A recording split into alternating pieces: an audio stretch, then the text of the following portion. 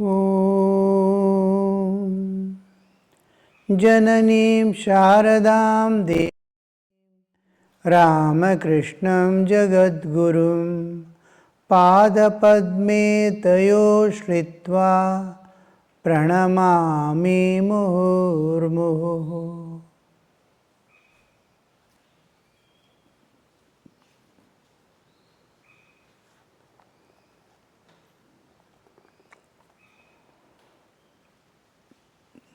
Conversation with Ishan and instructions to Ishan. Don't mix intimately with Brahmin Pandits. Don't mix intimately.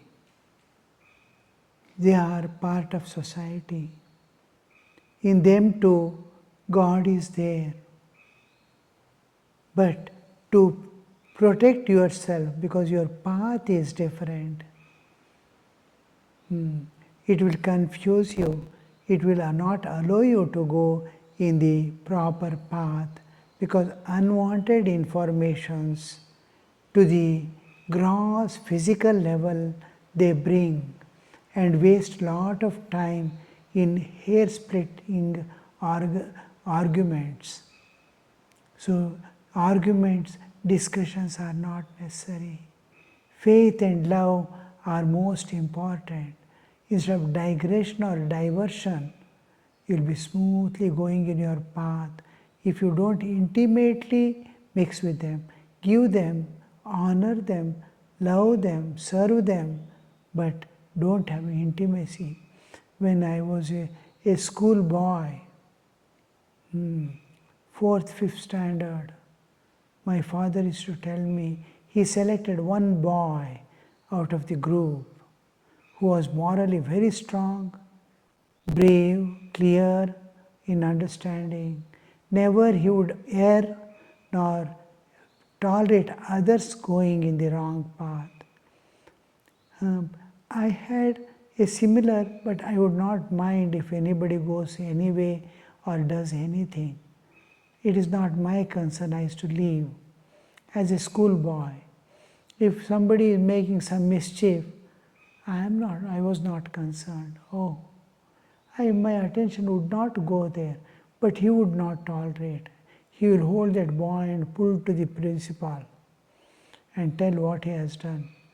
So like that, now he was one person who was selected by my father. You can be intimate with this boy, with all others. Have a friendship, but not intimacy. Serve them when they need. Love them, but don't keep intimacy. So it's a part of the society. You can't run away or shun anybody from the society. You must be in perfect harmony with all aspects of life, of your own as well as of the social. Harmony is different. It is different things in different,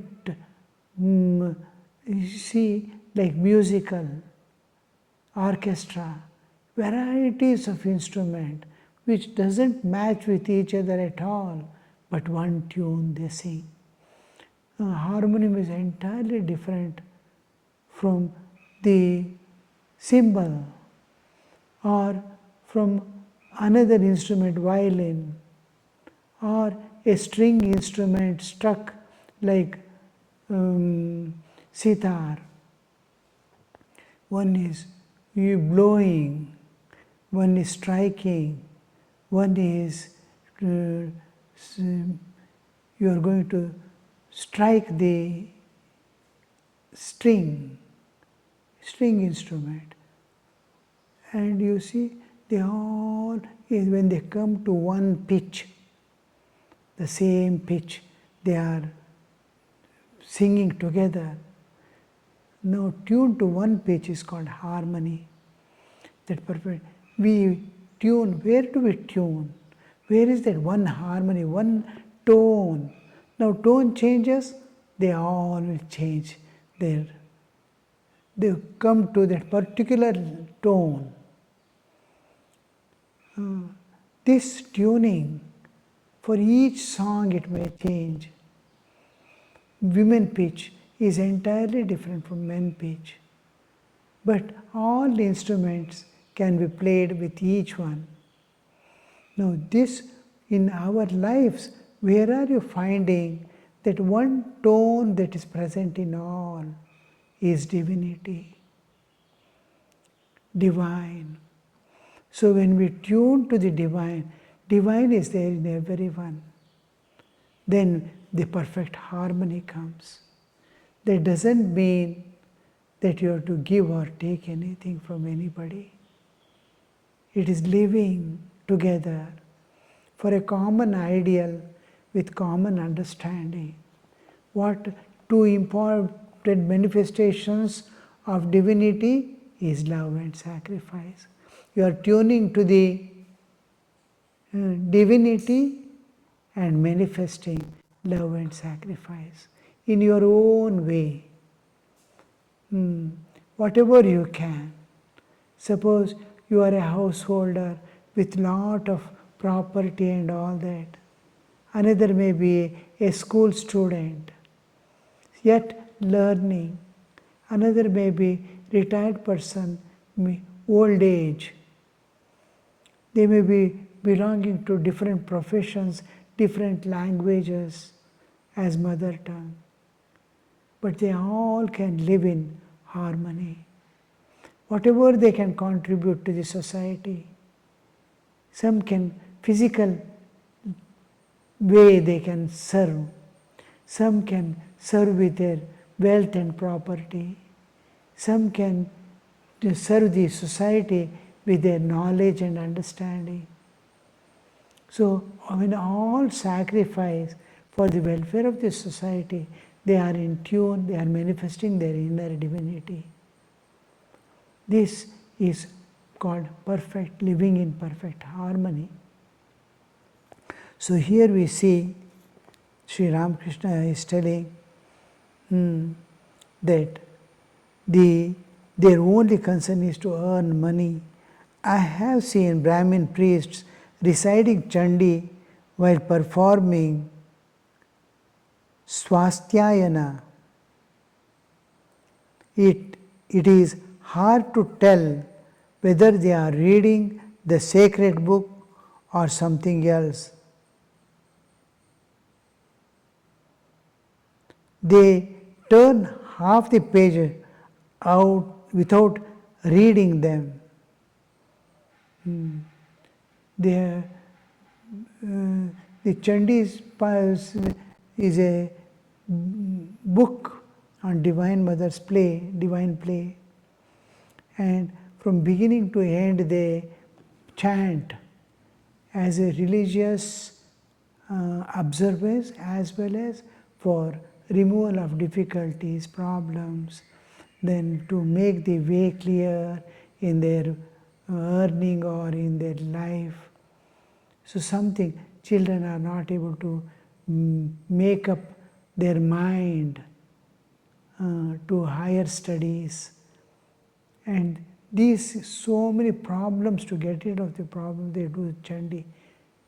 And if we are supposed to do, a person is supposed to do with all dedication, love, concern, and praying for the welfare of the person for whose thing he is doing. Now if he goes on vomiting here and there some portions, it becomes a problem again. The problem continues, they spend a lot of money and so many things without any use.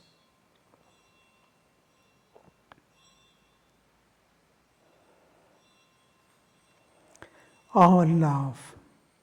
A nail knife suffices to kill oneself.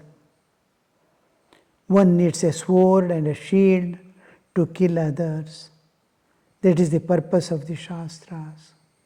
When we were returning from training center in Belur Math, Vireshwaranji was president. It was 1984. One of the brahmacharis asked the President Swamiji, Now we are going back. What should we study? Because we had so many subjects here, Upanishads, the Hinduism, the inter-religious things, so many things. Puranas we studied, life of Thakur, Mother Swamiji, their teachings, so many saints, many other scriptures, all this we studied. And now we are going back after 2 years of intense study and spiritual practices. Now after going, what do you advise us to study? Maharaj said, if you want to realize God, the gospel of Sri Ramakrishna is sufficient. But if you want to fight with others, you can read other scriptures. See how clear, spontaneously, without a delay, Maharaj said, what is the purpose for which you are studying? Is only to realize God. Gospel of Sri Ramakrishna will do. And the other thing is, if you want to fight with others, your quarrels, discussions, does God exist or not, all these things makes a great difference.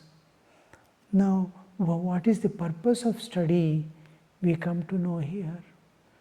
It's only to realize God. Sri Ramakrishna also says time and again, the scriptures are the main sources of understanding that there is a transcendental realm.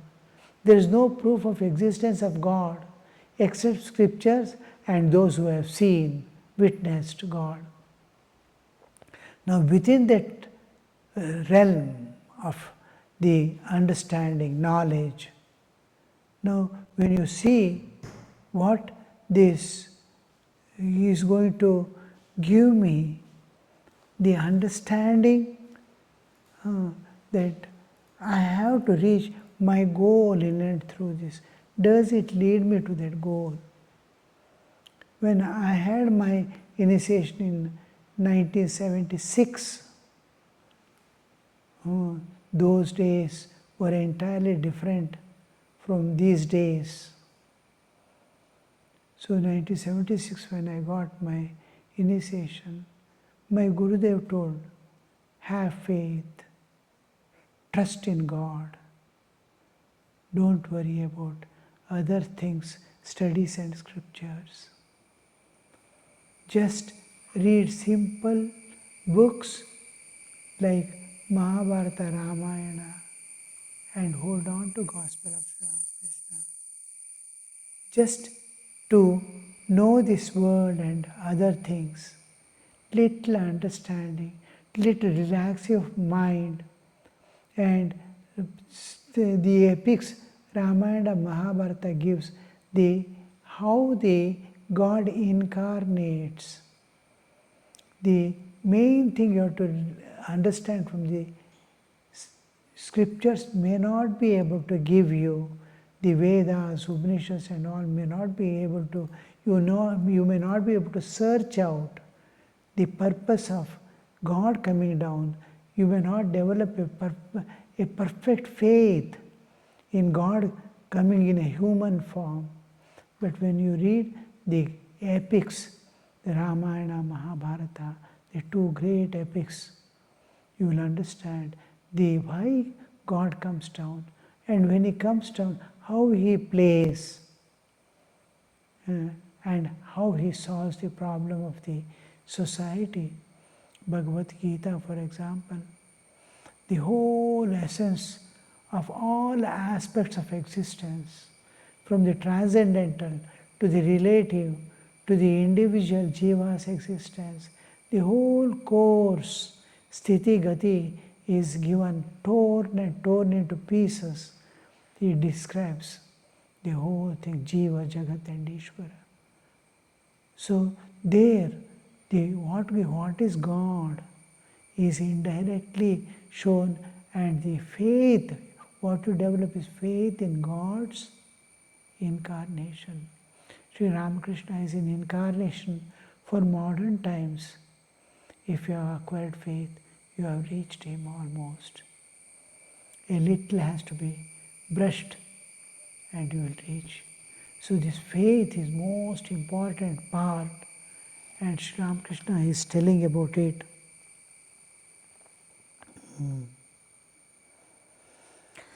One does not really need to study the different scriptures. If one has no discrimination, one does not achieve anything through mere scholarship.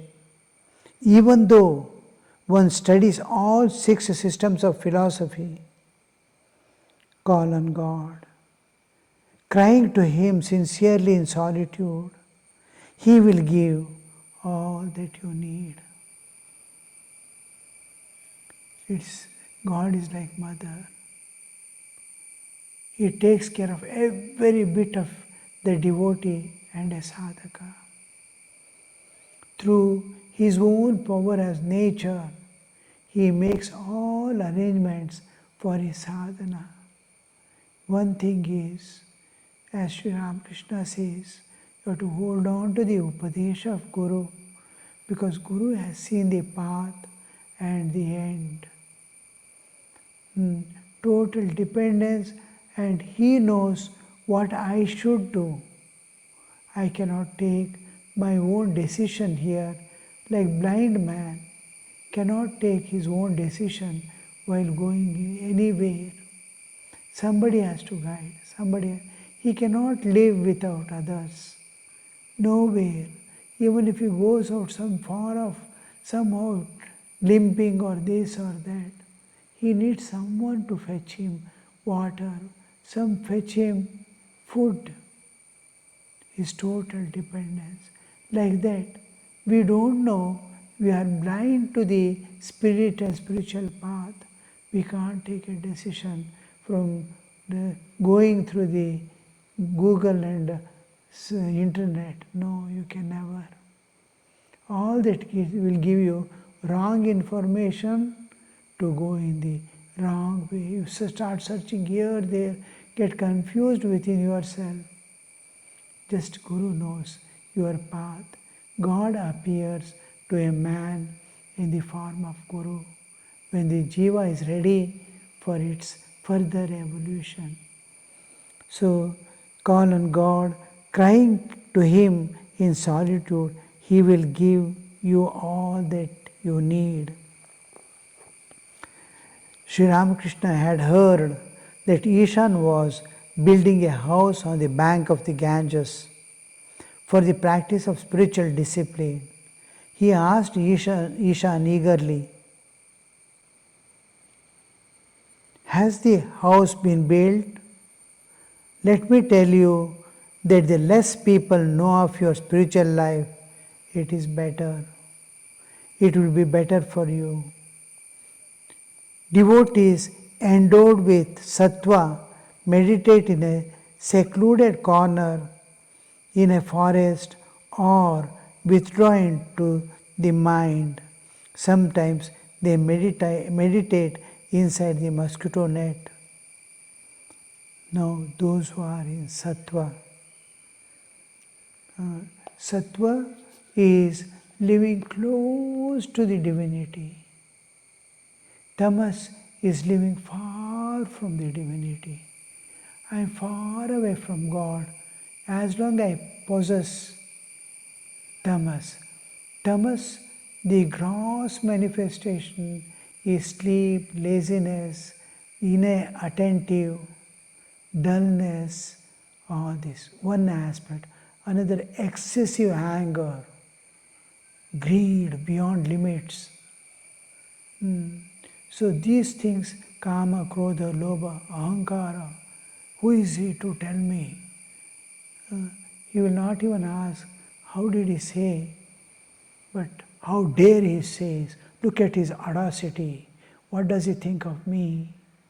That kind of ego, mother, matsarya, all these come under the tamas aspect. The demonical, all nature comes into the one side is dullness, inattentive, inactive states, lethargy. Another is going on, postponing things. Let me do, let me do. You go, give him a work, he goes on pulling. This is, the other is aggressiveness. So both come under the tamas. In Rajas is filled with desire. I want name and fame. I want this, I want that. He has a car worth 15 lakhs. I must have a car 20 lakhs. These desires, unending desires.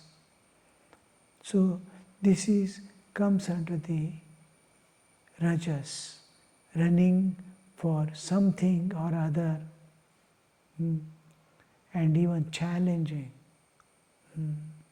Let me see how we'll do. And in that, the jealousy, hatred, pulling down others, all this come as if it is a political field. Then we enter the sattva. In sattva, all calmness down. His attention doesn't go either to desires or to lethargy. It is awake, awake to the divine, and almost sleeping towards the worldliness, not towards the world, but worldliness. Desires of enjoyments and possession is worldliness. World is in which we live. So his attention doesn't go to somebody is enjoying, somebody is possessing something. It doesn't, his attention doesn't go there. But his whole attention is towards the divine. He sees a beautiful sweet meat which he himself used to like almost much part of his life. Irresistible pull used to be there. Now he is indifferent to those things. Formerly, a picture of God was not attracting or giving any meaning to him. But now, a picture brings tears in his eyes.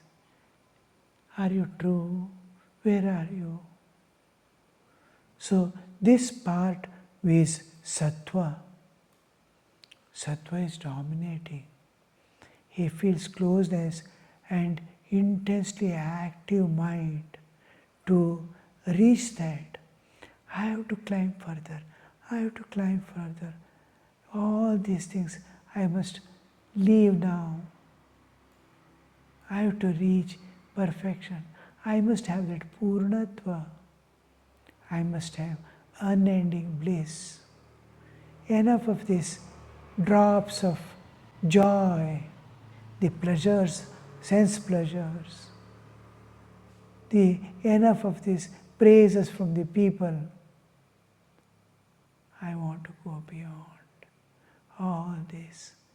So good and bad starts looking alike. Whether people blame or praise, he is indifferent to that. He answers, but doesn't mean anything. His whole attention is on the divine. Everywhere, where is he? Where is he? Eyes are searching. That much of closeness, anywhere, any door may open for me, anytime. He just attentively watches the world of spirit. Where the door will open? Where shall I enter? Mantra or scriptures or saint's life? Where shall I go? Sattva. Now, these people who are sattva, they don't want any praises or show off to the people. In mosquito net, he is supposed to be sleeping. He has entered there, covered himself, and is repeating the mantra of God, calling on God. So, like this, these people, Rajasic people want to show off, they want the praises.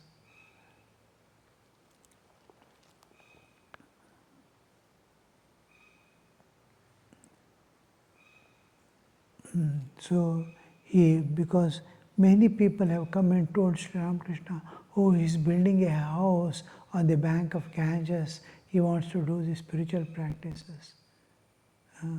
If you know a person is thinking of you, it limits you. You see,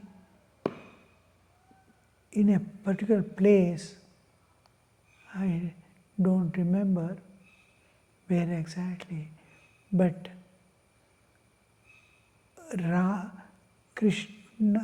Radha says Krishna is proud of Radha being proud of Krishna. How the words you see. Krishna is proud of Radha being proud of Krishna. Radha is proud of Krishna, and Krishna has understood it.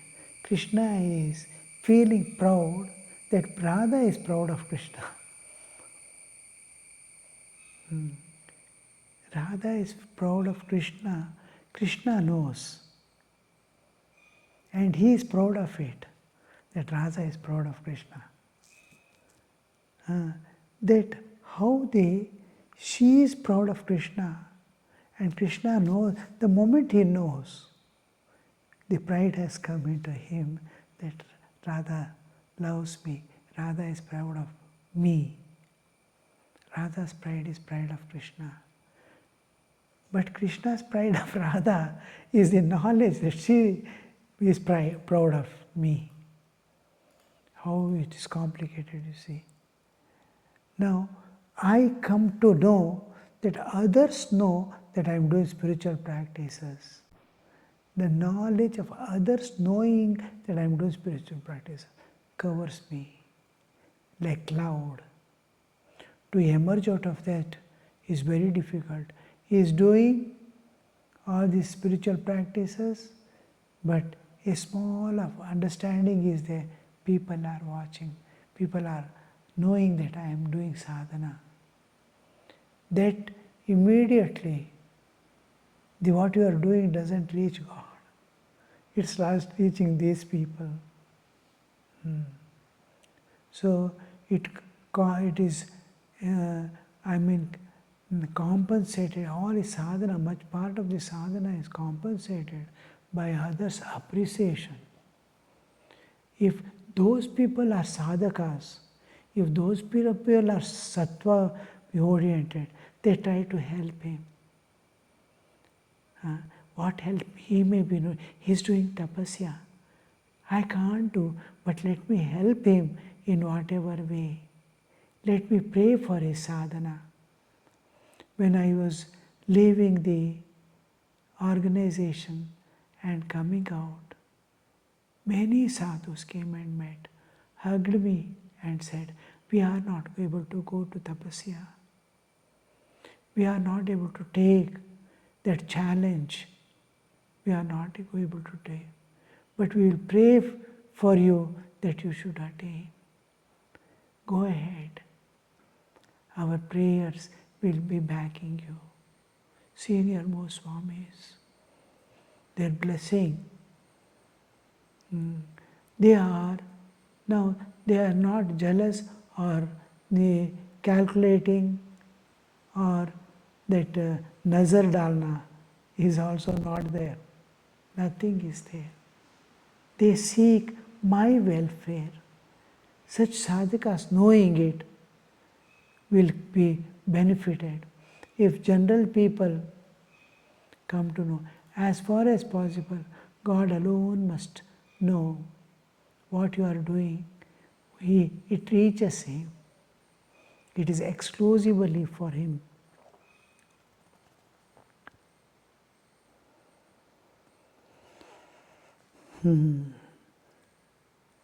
Let me tell you that the less people know of your spiritual life, it will be better for you. Devotees endowed with sattva meditate in secluded corner in a forest or withdraw into the mind. Sometimes they meditate inside a mosquito net. Om Shanti Shanti Shanti Harihi Om Tat Sat Shri Ramakrishna Arpanamastu.